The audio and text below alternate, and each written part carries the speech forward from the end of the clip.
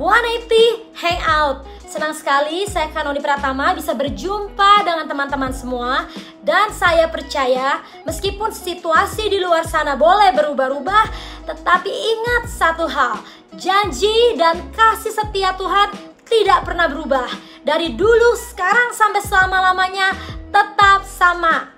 Oke, hari ini kita mau mendengarkan topik seru apa ya yang akan dibagikan.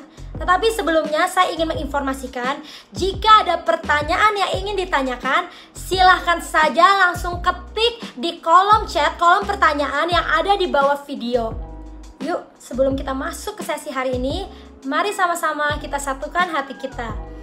Bapa, kami mengucap syukur untuk kebaikan-Mu, kasih setiamu yang tidak pernah berubah. Biarlah hari ini sama-sama kami mau belajar lebih lagi. Kami mau enjoy, menikmati kebenaran yang Engkau ingin sampaikan. Terima kasih Tuhan untuk 180 Hangout. Kami percaya kami terus dipenuhi oleh kebenaran-Mu, dan biarlah kebenaran-Mu yang akan membebaskan setiap kami. Terima kasih Yesus. Hanya di dalam nama Tuhan Yesus kami berdoa dan mengucap syukur. Yang sama-sama percaya katakan amin. Terima kasih semua. Selamat menikmati hari ini. Tuhan Yesus memberkati. God bless you all.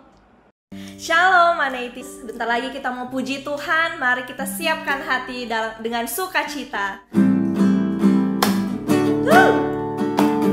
Mari kita katakan, Allah itu baik, sungguh baik bagiku.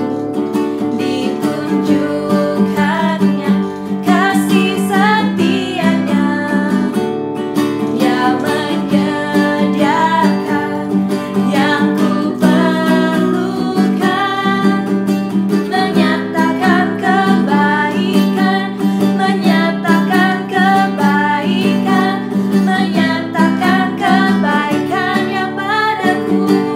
Allah itu baik,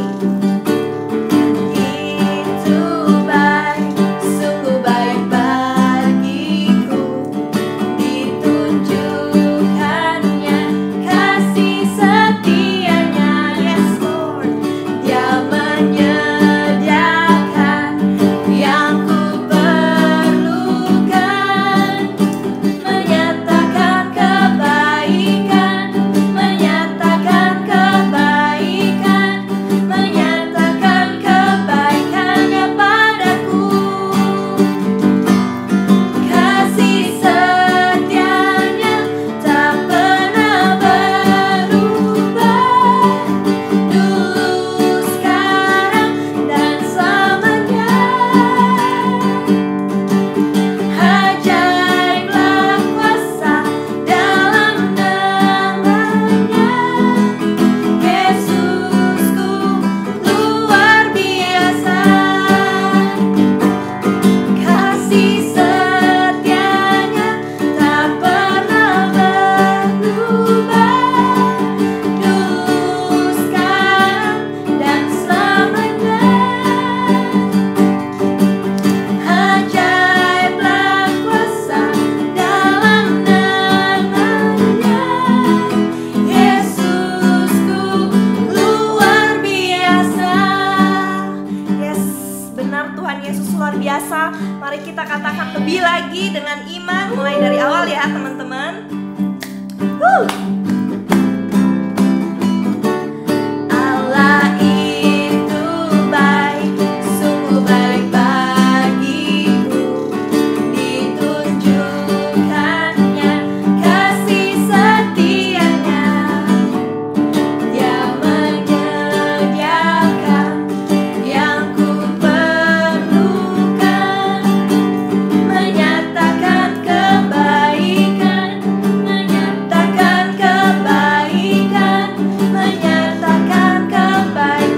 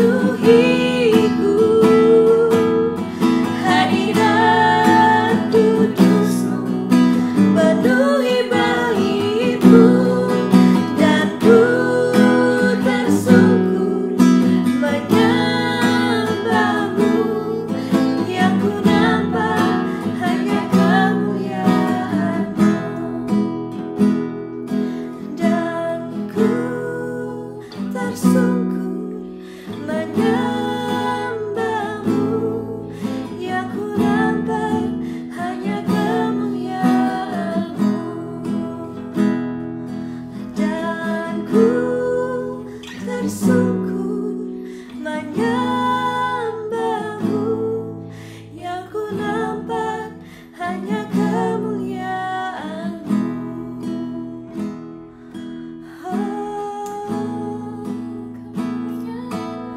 Kemuliaan-Mu Tuhan, hadirat-Mu mengalirlah, hadirat-Mu Tuhan menjamah kami.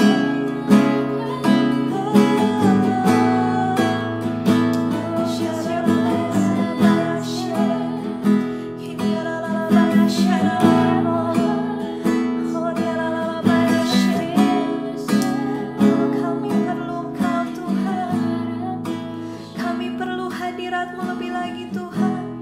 Biar hadirat-Mu mengalir di tempat ini, biar Engkau yang menjamah hati setiap kami Tuhan. Kami tahu Tuhan, kami bisa rasakan hadirat-Mu dimanapun kami berada saat ini. Oh ya lalabaya sheke, mari kita sembah Dia. Sharalabaralabaralabaya shande. Oh ya lalabaya sheke, ini ya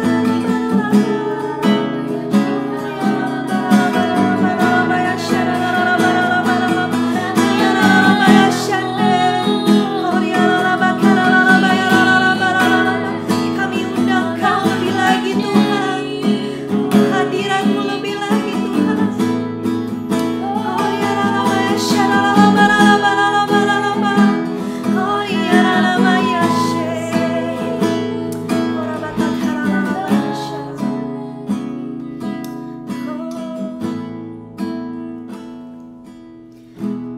Penuhi hatiku dengan hadir-Mu. Ku rindu memandang wajah-Mu, oh Tuhan, di dalam kekudusan-Mu. Bawaku dekat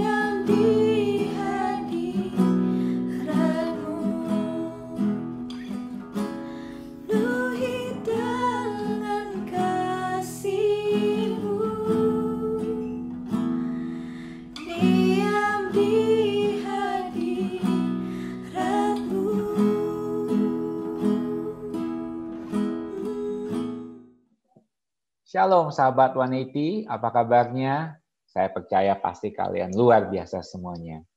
Amin. Hari ini saya ingin share sedikit mengenai topik hati yang murni. Kita tahu ya bahwa integritas dalam hidup ini tuh sangat penting banget. Terutama sebagai anak-anak muda, kita perlu belajar dari sejak awal supaya kita itu hidup punya integritas.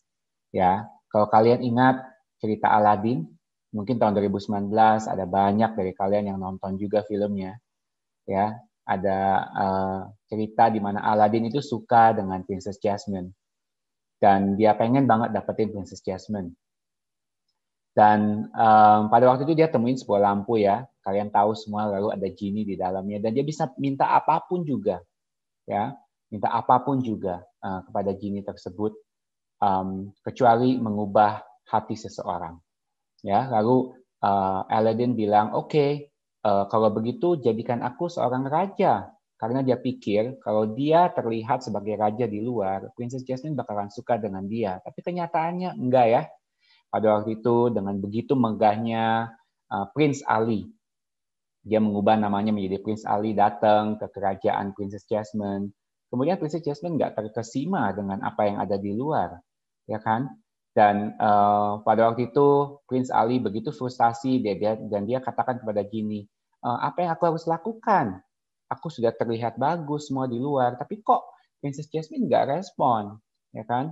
Lalu genie itu bilang bahwa ya aku bisa mengubah kamu apa yang ada di luar, tapi aku nggak mengubah kamu loh, apa yang ada di dalam hati kamu, kepribadian kamu, karakter kamu, siapa kamu sebenarnya. Begitu pula dengan integritas dalam hidup ini ya. Integritas itu kalau saya itu bisa simpulkan itu mengenai seseorang yang hidupnya yang ada di dalam dan di luar itu semuanya sama. Nggak ada kepura-puraan, nggak ada kemunafikan, ya, nggak ada berusaha menjadi seseorang yang bukan dirinya sendiri. Ya, nah di dalam Alkitab juga sama, di dalam 1 Samuel 6 ayat 17. Tuhan itu katakan kepada Samuel ya, waktu Samuel diminta Tuhan buat habiskan seorang raja baru gantiin Saul, dia bilang begini bahwa orang-orang itu melihat apa yang ada di luar, terlihat di luar, tapi aku, kata Tuhan, itu melihat apa yang ada di dalam, yaitu hati, ya. Dan kata kuncinya di sini adalah hati, ya. Dan yang pertama-tama kita perlu ngerti dulu, kenapa kok hati itu begitu penting, ya. Bahkan Tuhan bilang dia nggak lihat apa yang ada di luar, dia lihat apa yang ada di dalam, yaitu hati. Berarti hati adalah sesuatu yang sangat penting bagi Tuhan. Nah, kalau teman-teman lihat di dalam Alkitab, arti dari kata hati itu adalah inner man, ya, atau soul atau jiwa, yaitu sesuatu yang terdiri dari 3 komponen yang sangat penting, yaitu pikiran kita, ya, kesukaan kita, dan juga keinginan kita. Kakak ulang ya, yaitu pikiran kita, kesukaan kita, dan keinginan kita. Nah, pertanyaannya, kenapa ketiga hal ini itu sangat penting? Yaitu apa? Pikiran kita itu sangat penting, kesukaan kita sangat penting, dan keinginan kita sangat penting. Jadi waktu Tuhan bilang kepada Samuel, aku itu mencari seseorang yang, aku tuh mencari hati seseorang, yaitu Tuhan tuh bilang seperti ini, aku itu mencari seseorang ya berdasarkan apa yang ada di dalam pikiran dia, apa yang dia suka, dan apa yang dia inginkan dalam hidup dia. Dan Daud ditemukan seseorang yang begitu rindu, begitu mengasihi, dan hidupnya buat Tuhan. Nah, di dalam Amsal 4 ayat 23 dikatakan seperti ini ya, jagalah hatimu, begitu ya, karena dari situlah timbul sebuah mata air kehidupan. Di dalam bahasa Inggrisnya dikatakan seperti ini, keep and guard your heart with all vigilance and above all that you guard, for out of it, karena dari situlah keluar, flow the springs of life. Mata air kehidupan. Nah, kakak ini datang dari satu kota, Sukabumi. Siapa yang pernah datang ke Sukabumi? It's a beautiful city. Di sana itu begitu banyak perkebunan teh. Di situ juga ada beberapa air terjun, ya. Mungkin tidak sebesar air terjun Niagara tentu, tapi air terjunnya cukup indah. Di mana saya waktu SMP itu suka sekali ikut pramuka, ya. Dan saya sering sekali ikut camping. Dan kita itu camp di dekat air terjun, ya. Dan ketika kita ada di air terjun tersebut, tentu yang kita cari itu air, ya. Air itu bisa digunakan untuk banyak hal, untuk mandi, untuk masak, untuk minum, dan semua yang kita butuhkan itu air. Nah, waktu kita itu mencari air, kita itu berusaha mencari mata air. Kenapa? Karena kita percaya mata air itu adalah sebuah sumber yang bisa dipercaya, sebuah sumber yang bersih. Saya percaya pada waktu itu bahwa kalau saya ambil air dari mata air tersebut, saya bisa gunakan untuk begitu banyak hal. Ya. Nah, maka dari itu penting sekali untuk kita itu boleh menjaga hati kita, yaitu apa? Sekali lagi, pikiran, kesukaan, dan keinginan kehidupan kita. Ya, nah pertanyaannya sekarang, hati yang seperti apa yang Tuhan ingin kita punya? Ya, nah kembali kepada Daud, ya, dia berkata dalam Mazmur 51 ayat 10 dikatakan begini, ciptakanlah Tuhan padaku hati yang murni, a pure heart. Ya, nah, saya ulang ya, create in me a pure heart, O God, di dalam Mazmur 51 ayat 10. Jadi saya jadi mengerti kenapa kok Tuhan itu pilih Daud. Karena memang Daud itu pikiran dia, kesukaan dia, keinginan dia, itu adalah supaya hati dia itu murni. Pikiran dia itu murni. Kesukaan dia itu murni. Keinginan dia itu murni. Sesuai dengan apa yang Tuhan inginkan. Nah, kata murni di sini itu ada di dalam bahasa Ibrani itu barar, yaitu artinya itu dibersihkan, tidak tercampur. Ya, saya ulang ya, tidak tercampur. Dan ada satu arti yang cukup menarik, yaitu yang dipilih. Ya, yang dipilih.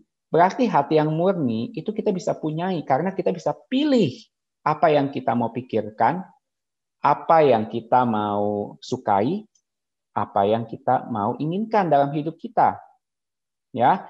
Dan saya ingin katakan kenapa hati yang murni itu sangat penting. Nah, kalau teman-teman ingat ya, Evian, botol air minum, saya nggak tahu apakah ada di antara teman-teman yang kalau beli botol air minum selalu Evian gitu ya. Wah, pokoknya Aqua itu nggak laku gitu loh. Pengennya Evian terus. Karena Evian kan mahal banget ya. Jauh lebih mahal dari botol-botol air yang lain. Kenapa Evian bisa begitu mahal? Karena pabriknya itu klaim ya bahwa air yang diambil untuk botol minum Evian itu datang dari pegunungan Alpen di Perancis Selatan, ya. Dan airnya itu sumber airnya itu datang dari hujan dan dari salju.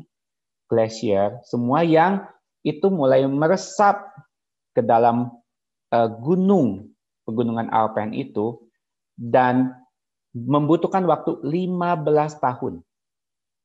Membutuhkan waktu 15 tahun ya sampai titik air itu bisa diambil lalu diproduksi menjadi Evian.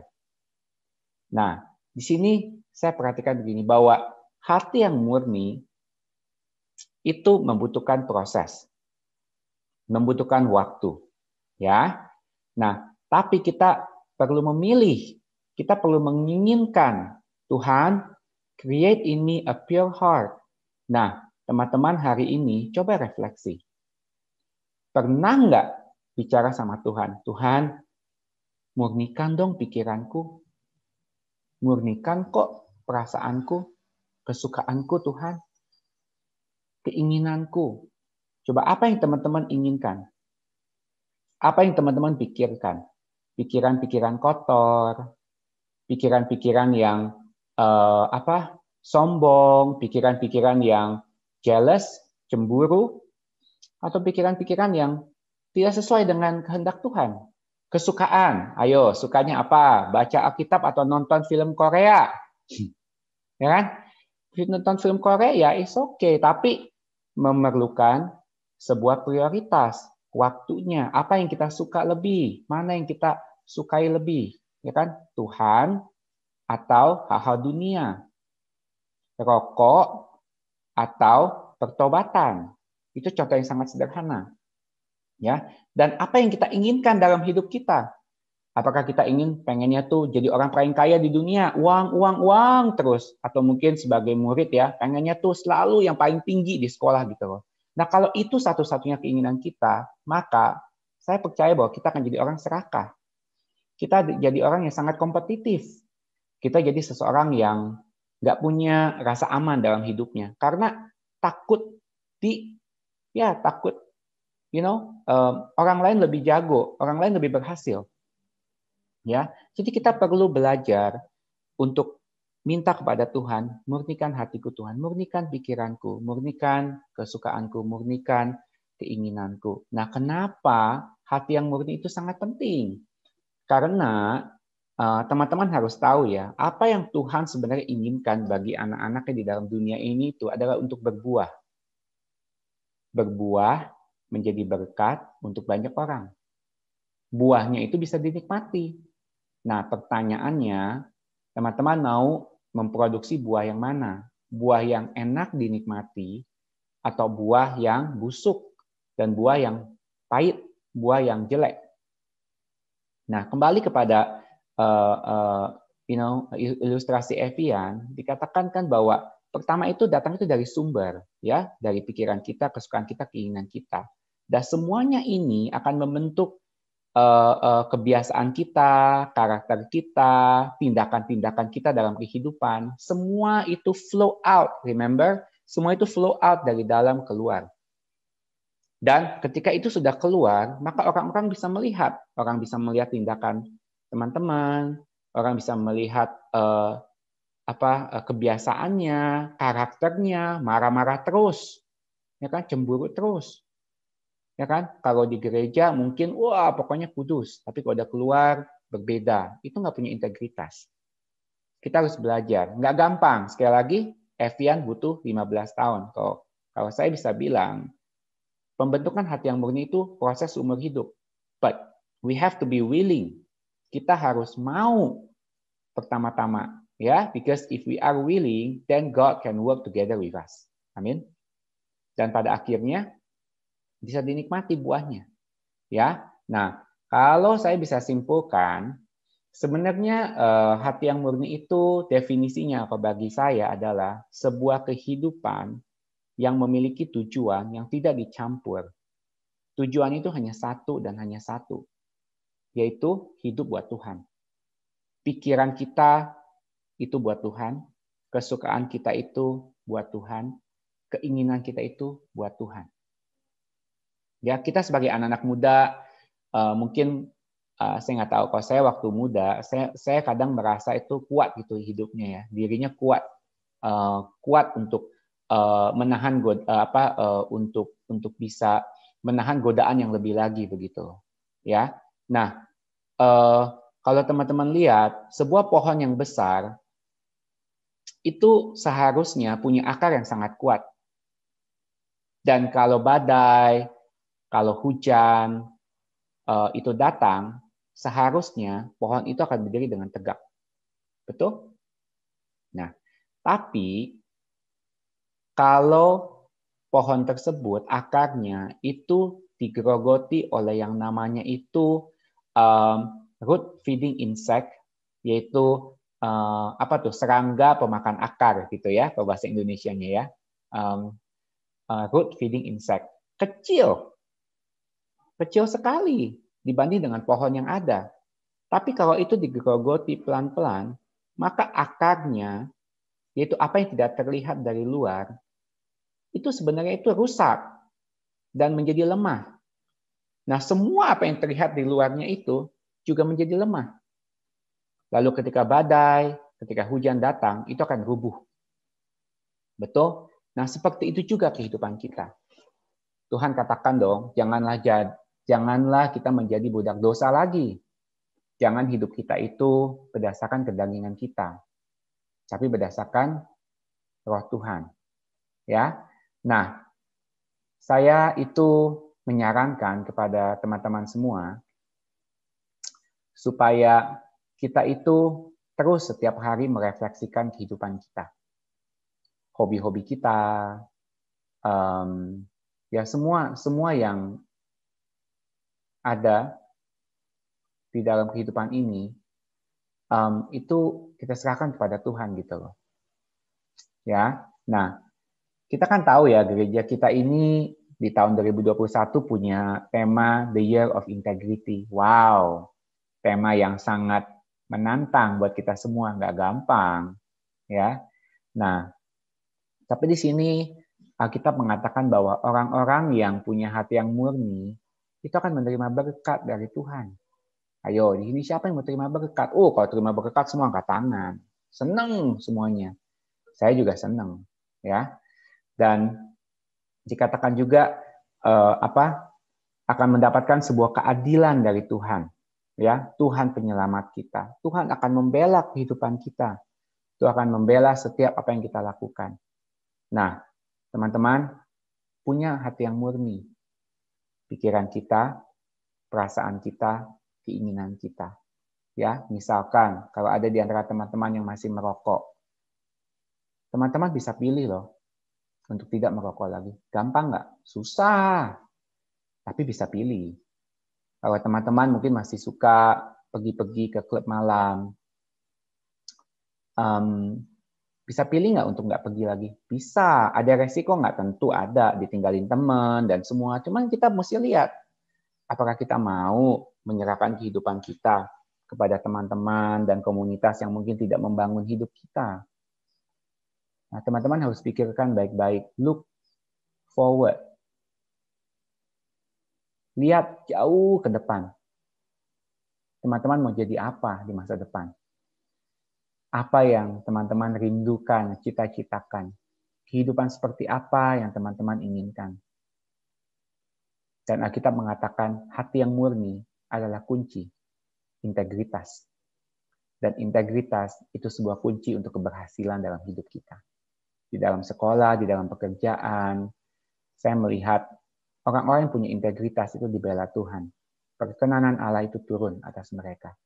Ya, jadi hari ini begitu aja sharing dari kakak. Semoga menolong dan nggak cuma jadi informasi, tapi boleh diresapi dan tentu firman Tuhan itu harus dilakukan. Ya, Tuhan memberkati semuanya.